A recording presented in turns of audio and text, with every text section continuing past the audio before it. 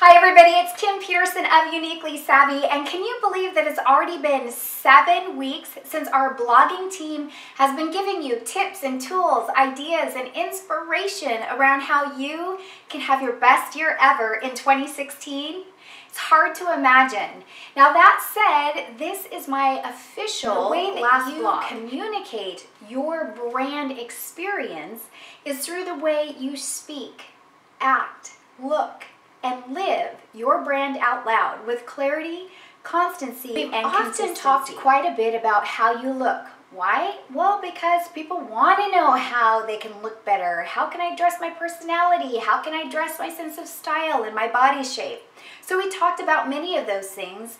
Last week, actually, we talked about the importance of first impressions, and that research indicates that it is 93% of a first impression that is based on your body language. We talked about how if you were to master the art of the first impression, it would help to be a door opener for you. But I also gave you a warning, and I said, you know, it's not going to be the first impression that keeps you in relationship once you get in that door. It's going to be about the way you act. And that is the letter A in the acronym SAL. How you act. And how you act is directly related to your professionalism, and that is directly correlated to the experience of you that you provide.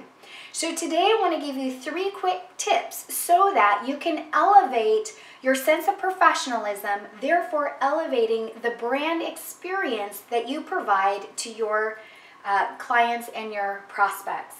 Number 1, identify the results that your client wants and expects from you. Above anything else, identify the results that your client wants from you. Just today, I was speaking with a colleague and she said, you know, I have this new client and she only wants a little tiny bit of what I can provide for her, and I just see potential in her and her business, and I want to do so much more. And she wanted some feedback, and I said, I'll tell you what, number 1 is to identify the results that she wants to accomplish.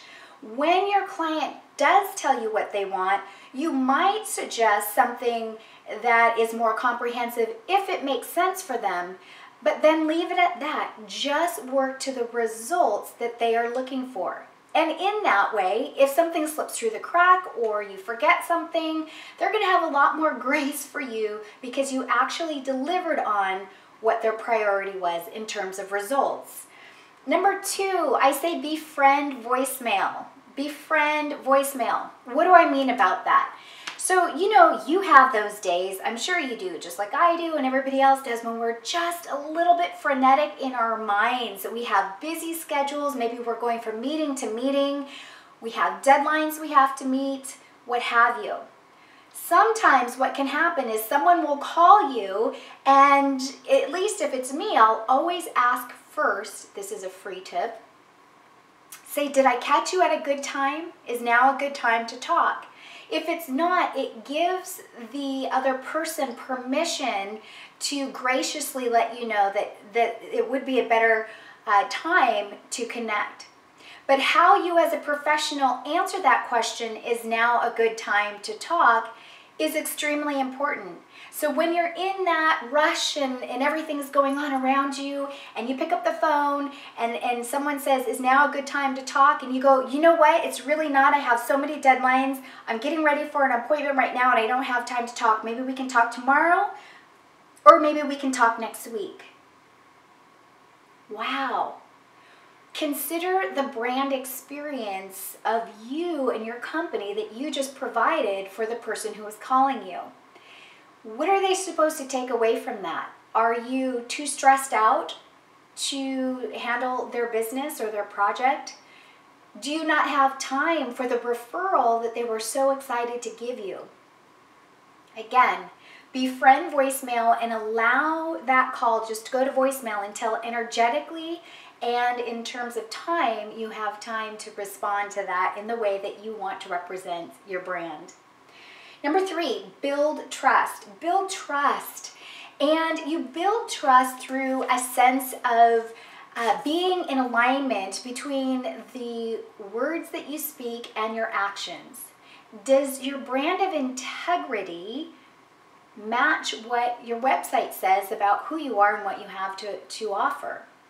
Now, quick tips in that might be, gosh, if you tell somebody, you know what, I will call you tomorrow and provide you that information, then you want to make sure that you follow up and call tomorrow with that information.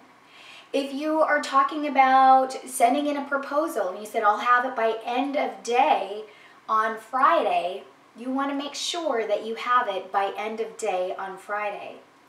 And, you know, if you're saying that you're going to provide information or a tip for someone, that's beautiful and you're adding value. But add that value according to the timeline that you say that you are.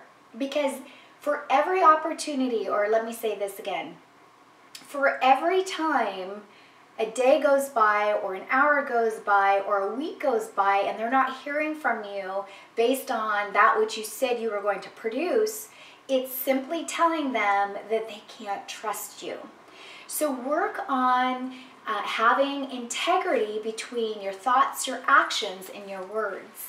I wanted to share with you a summary I came across last fall. I was reading a book and this was impactful, it was powerful, and I have used it since, and I want to share it with you. Arthur Gordon, writing for a national periodical, says this about the importance of personal integrity. Year after year, businessmen study college records, screen applicants, and offer special inducements to proven people. What are they after, really? Brains, energy, know-how? These things are desirable, for sure. But they will only carry a person so far. If he is to move to the top and be entrusted with command decisions, there must be a plus factor, something that takes mere ability and doubles or trebles its effectiveness. To describe this magic characteristic, there is only one word: integrity. So what is your brand of integrity? And how can you harness that brand of integrity to elevate the level of clients that you serve and elevate the way in which you do business? Now, I just want to leave you with one inspirational thought nugget. You see, I believe that it is never too late to be who you want to be. I believe it's never too late to create the life that you really want to live. Whether it's now in 2016 or whether it's next year, it's never too late to hit reset. And you know, that's how we started this blogging adventure in the first place, is because I wanted to bring together a team of professionals to help champion you so that you could really create and have your best year ever. I'm so thankful we had the opportunity to learn how to grow our business from business coach and consultant Debbie Whitlock.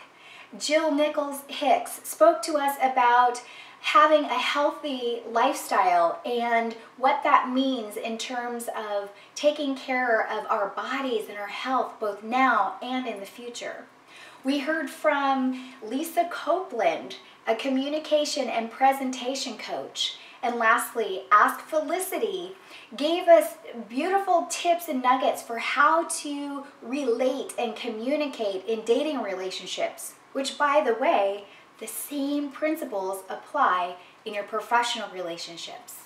It's been an honor to share with you about personal branding and how you can take more ownership of the truth of who you are so that you can better holistically serve the clients and people in your community. Values determine our decisions and guide our lives.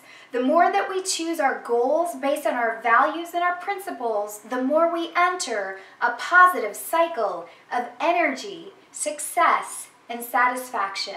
Who wants more of that? I know I sure do.